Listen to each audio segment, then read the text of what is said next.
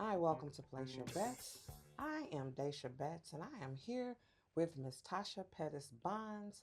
And what Place Your Bets is we are actually setting forth a platform to provide resources and economic power to our area businesses. So, Tasha, all right, thank you for joining us as one of our premier Oh, guests.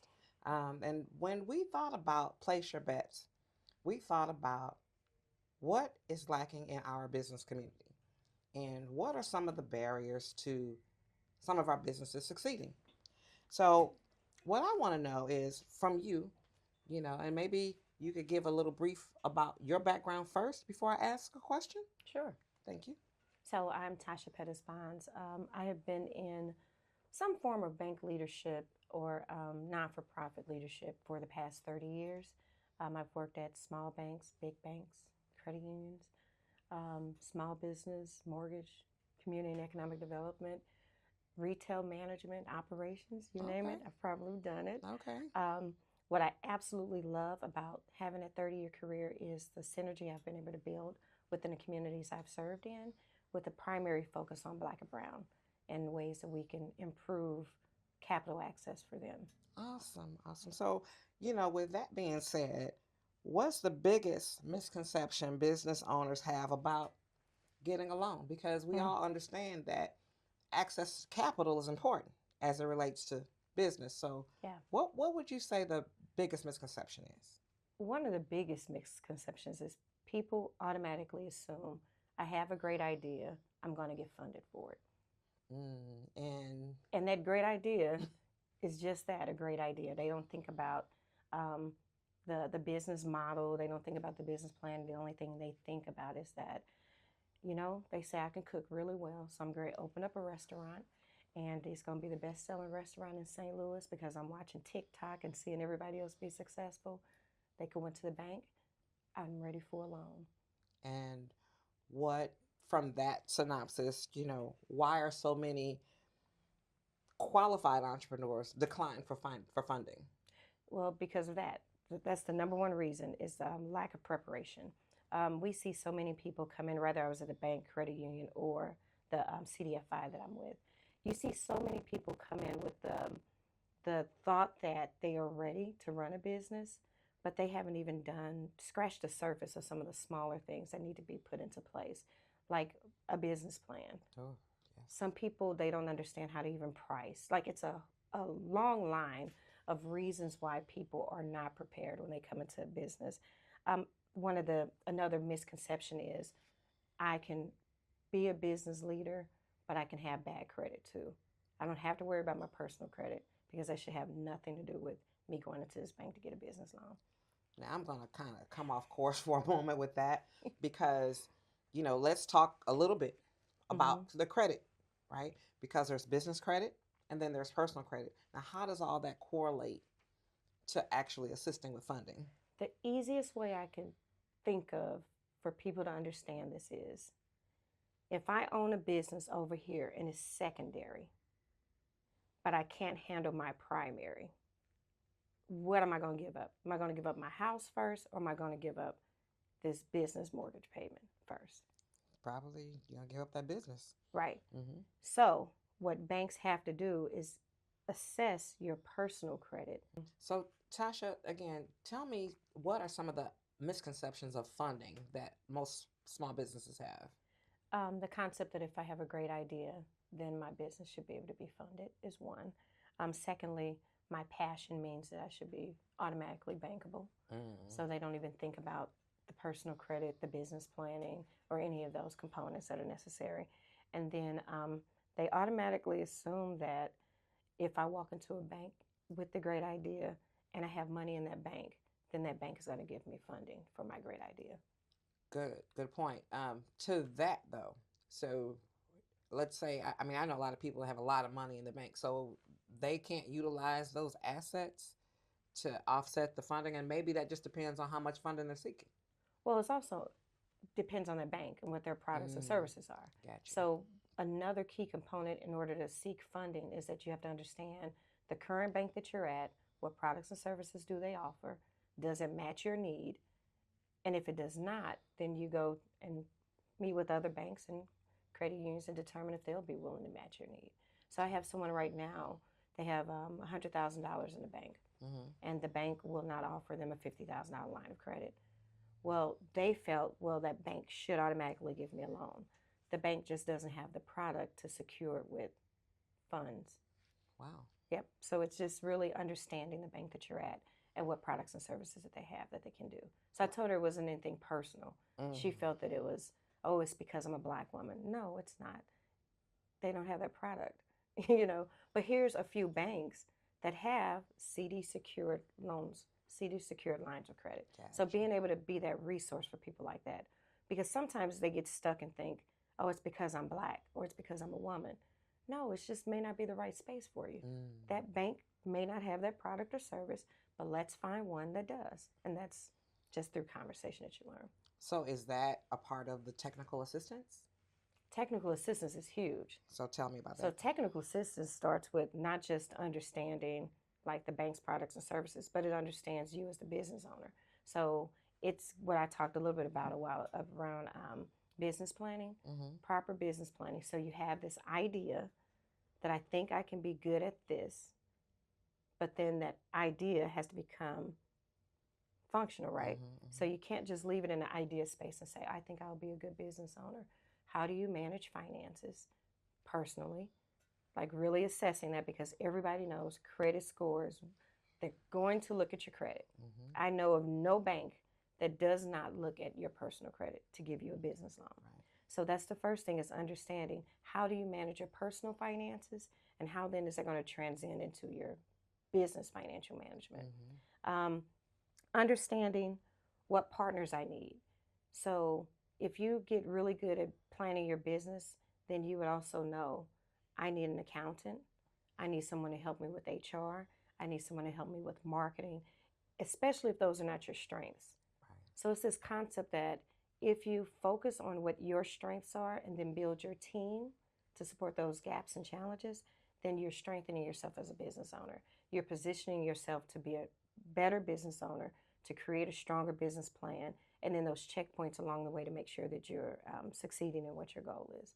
Yes, I love that. I love that. So, with that being said, you personally, what are some of the things that you do in your current position to assist those businesses in the direction of funding? Like, do you offer any type of assistance personally to your clients? The organization I'm with right now, we're currently building out our TA program. Okay. And in the past, what I've done, I've built out for different entities, a university, I've built an entrepreneurship leadership program for them. Because that piece I just covered, I wanted them to understand that there's a vast difference in me being a business owner and me going out to get funding. Right. We have to first tackle, am I going to be a strong business owner? And I'll give you a real example. Two of my daughters was interested in opening up, two of my daughters were interested, in opening up a coffee house. We went, drove down the street, found the coffee, the building that they wanted. They stood out there for hours just talking about how beautiful it was and how wonderful it was going to be, and this and that. Well, my younger daughter, who's in school for business and culinary, she was like, that building doesn't even have the proper codes. And I'm thinking to myself, how does she know that? But she's attended a lot of workshops and classes I've had, because that building was not prepared to be a commercial building, especially for food. So she knew that right away because of some of the training, but attending these workshops. Well, as we continue to have those further conversations, I realized the two daughters had a great idea, but implementing those ideas into a real business, they weren't there yet. Oftentimes, you see people have a great idea, and people say, that sounds good, girl, go on, do it. And we motivate them, we inspire them, and before you know it, they're buying a building, they're signing off on the lease, but the building's not up to code to meet what they need. And sometimes they find that out afterwards. So they're spending money that they don't have. So a lot of TA and what technical assistance is supposed to do is to properly prepare them before any of those decisions are made. Awesome. Because those things, with my prior life in business, as a mortgage banker, I actually did a lot of commercial. So that was kind of my niche, was commercial funding. And I've seen where people would go and secure land or secure this. And one case in particular, I remember they secured land and could not get the zoning. No. Could not get the zoning. So in that aspect, there was money lost, time lost, and eventually the whole development went down the drain. Mm-hmm. So I love that fact that you that you don't kind of, but that you actually, provide and guide businesses in the right direction. That's important. So with that being said, tell me, what can businesses do? Like, I mean, I want to do a call to action. What can businesses do to position themselves for funding? Because we have to understand that it takes money to make money, right? But, we are often not in position to be funded as a business. Mm-hmm. So, can you tell me, give me a call to action? Like, what can we do to assist individuals that need funding? What can we do to help you get funded? One of the first things is for you to really think, what do I need funding for? Like, what is my need? Mm-hmm. Once you say, this is what my need is, and I'll give you a few different examples that Okay. could be very clear around it. This is what my need is. Then you have to determine, how is it going to impact my revenue? Because in order to pay the loan back, you got to generate revenue. So imagine if you own a restaurant and your stove goes out. You have to get a new stove. There's nothing around it, right? Because it's going to tremendously impact your business. Well, do you have to have $100,000 stove though? It may be state of the art. It may be everything that you've dreamed of. You see it on TV. You see it on TikTok. You see other people have it. So you suddenly want it. Or do you need a $5,000 stove to get the work done, with the goal to eventually get that $100,000 stove that you may have, right? Well, if it's a $5,000 stove, do you have that in the bank already? Mm-hmm. Are you properly saving as a business owner? Or are you injecting all of your money right back into the business, right? So thinking about that, and then do you have credit card that you can put it on that has a better interest rate? Knowing these things, like, is the credit card with the better interest rate going to be the route for me to go, or to go into a bank and get a small business loan for $5,000? Or is it an opportunity for you to think, if I don't have either of those, if I know I can't get the loan, if I know I cannot do the credit card, do I have family and friends that are willing to invest in my business? So it's a lot of different avenues, but the power comes in you understanding that need first, and how detrimental is it going to be to the flow of your business, and then how properly prepared are you for those pitfalls. A lot of us aren't.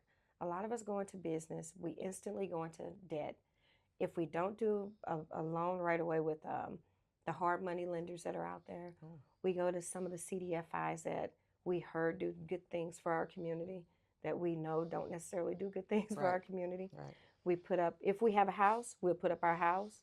And before you know it, you'll lose your house over a $15,000 business loan that, if you had properly prepared for, you wouldn't have been put in that position in the first place. Awesome. So, as another call of action, like, is there a way that people that are in need of funding can contact you? Yes. Can we give that information? Yes. And so, one other piece to that, there are tons of resources. There are tons of organizations that are out there that offer technical assistance, and you have to reach out. And it's a very simple, you can Google technical assistance for small business owners. I didn't even know that. Yes. That's dope. You can put that in Google, near me, add near me, and it'll tell you some resources that are right in your area. So I do business coaching and business advising and business loans through my business, but I'm someone who will upfront do an assessment of you. And here's the thing, any solid loan officer today, instead of just automatically running your personal credit, should have this conversation with you. And the purpose of the conversation, I call them discovery calls. Absolutely. The purpose of the conversation is for me to ensure that you understand what you're seeking, that you understand that you're going to have to pay us back. Really? Right? Yes. Oh, You will blow your mind the number of Oh. delinquencies places have. But also that you become self-aware of what your strengths are and what gaps are out there. And then when you tell me in this conversation, I'll tell you right away if there's an opportunity to move forward. here's what it would look like for you, Mm-hmm. right? And if you're not prepared, I don't say I'm going to decline you. I said, well, here's some additional things I want you to think about. Awesome. And I give you those few things. And then I give you some partners that you could work with that could Wow. help get you there. Wow. Accounting is huge.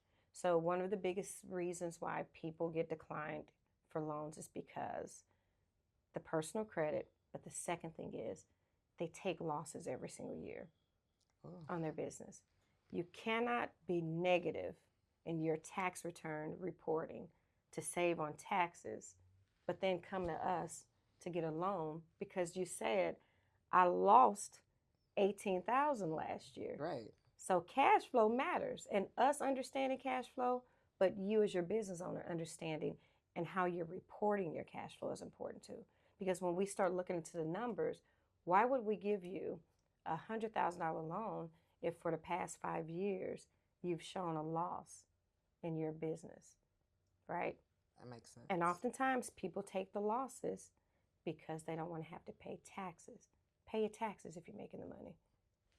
Pay it. Just pay it. It's a part of doing business as a business owner. Right. It is. Yeah. So that's something that, any program, any loan officer, any business coaches should be doing is referring you to true experts. So I refer everyone to an accountant. Awesome. You have to have an accountant. There's one thing for you to know how to do your own books and manage your own personal finances, but the business space is a completely different monster. And the more help you have in understanding the ebbs and flows of your business, the stronger you become, and you free up your time then to go and do that idea that you had that you love so well. You can spend more time in the kitchen cooking and building your brand versus trying to figure out the numbers behind the scenes. So an accountant is important on your team. If you have employees, having a strong HR program, Yes. it is so important for you to be able to, because a lot of lenders want to understand how is your business going to grow employees, right? So if you're a one-man show, that's fine. But if you're telling me you're coming to get a $50,000 loan for working capital because you're looking to hire 10 people to do this job, then I want you to understand how are you going to manage those 10 people? Because if those 10 people come aboard and you have nothing planned for leading them to do the work that you want them to do, they could be more harm to your business. And we see that. We actually see that a lot, literally, in our businesses. And I would love to be able to, see all of those different resources that you can provide that lead up to obtaining the funding that people need to actually operate. Yep. Because the funding matters. Yeah. Funding matters. And you asked me, how could I contribute? Yes. Outside of one-on-one phone calls, one of the things you and I have talked about to support your Place Your Bets is for us to have during Money Smart Month weekly workshops that will tackle some of the tougher conversations. Sure. There'll be about an hour-long session. I think that we discuss either like a breakfast hour or either lunch and learns, have them come out and in a group setting, have those conversations. So instead of this 15 to 20 minute girl talk that we're doing right here, they will have, an hour of our time, four times. That's nice. 4 times during that month. And I really appreciate that. Part of the Place Your Bets mission, I will say, is to really empower these businesses. I'm a serial entrepreneur. You guys know I own business, right? But I have gone through so much personally from the recession when all the banks shut down, like automatically. And my business, my multi six-figure business just went down the tube in a matter of months, to redeveloping myself and recreating myself. So it's important, to understand how to gain capital to get these businesses up and going. So if you would like to provide, some contact information so people can reach out to you and, get that direction that's needed, because we actually need instruction as it relates to how we're going to get money, what's the access to capital. And I think this young lady is your direction. Go ahead. Thank you. Thank you. One thing I wanted to add too, though. She's going to add. I want to make sure that business owners know there is hope for them if they have an idea. Awesome. I want to make that clear. So especially as women, we are so multi-talented. and we have so many great ideas that we want to do. So I challenge everybody to know that there's hope and belief that you can be a business owner, but there's a lot of work that goes into it, and you just have to be willing to do that work up front instead of jumping in. Right. So you have women's business centers all around. You have small business development corps. A lot of colleges now have an accelerate program, like UMSL Really? has a small business program. I mentioned an entrepreneur leadership program. You have Maryville University. So a lot of them are certificates that you can get. Harris Stowe State University has a small business work unit now. So you got Wow. to really just know what those resources are. How much can you afford? How fast are you looking to get through? Is it something that you can chat GPT now? You know, like Mm-hmm. if I'm thinking about becoming a restaurant owner, what are some of the pros and cons? What are some of the barriers? What are some of the things like if my skill set is this, what do I need to consider?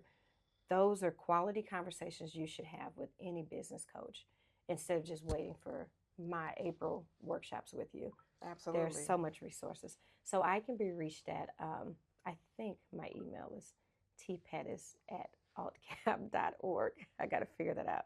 But my phone number, I know that for sure, is 314-384-2620. And don't hesitate to reach out because at the end of the day, what do we need to do?